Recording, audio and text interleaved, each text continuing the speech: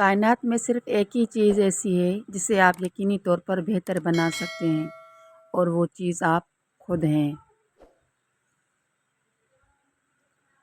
اپنے غموں اور پریشانیوں کو سینے میں دفن کر دو۔ اگر انہیں چہرے پر سجاؤ گے تو کمزور ہو جاؤ گے۔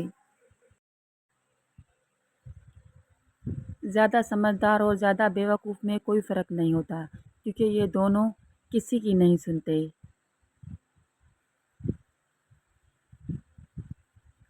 اگر آپ دنیا میں اور خاص کر کے اللہ کے ہاں بلند مقام چاہتے ہیں تو یاد رکھیں، اس کے لیے آپ کو بڑے قربانیوں کے لیے تیار رہنا ہوگا۔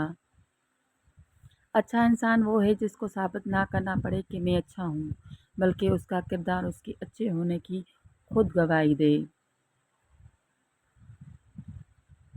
کبھی چپ رہنا شکایت کرنے سے زیادہ بہتر ہوتا ہے، کیونکہ جن کو ہماری شکایت سے فرق نہیں پڑتا ان کے سامنے اپنے الفاظ ضائع کرنے کا کیا فائدہ۔ برے وقت میں لوگ آپ کی غلطیاں پکڑتے ہیں، ہاتھ نہیں، لیکن آپ ایسے لوگوں میں شامل مت ہونا۔ اگر کوئی آپ کو دھوکہ دے تو وہ دوسری بار بھی دے گا۔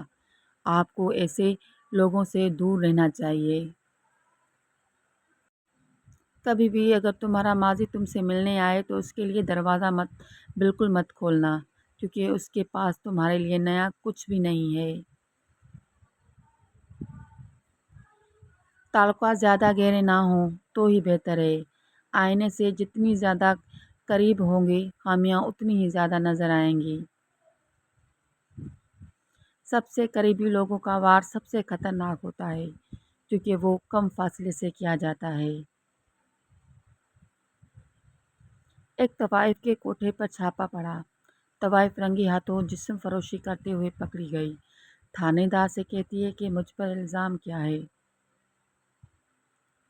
تھانے دار نے کہا، تم جسم فروشی کرتے پکڑی گئی ہو۔ طوائف نے کہا، یہ تو میرا پیشہ ہے، مجھ پر الزام کیا ہے؟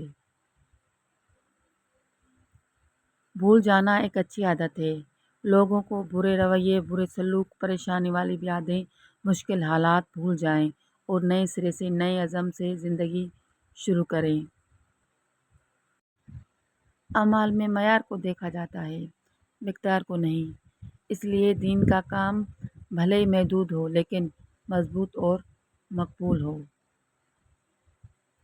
انسان کو اتنا مضبوط ہونا چاہیے کہ وہ اپنی غلطیوں کا اعتراف کر کے ان کو درست کر لے۔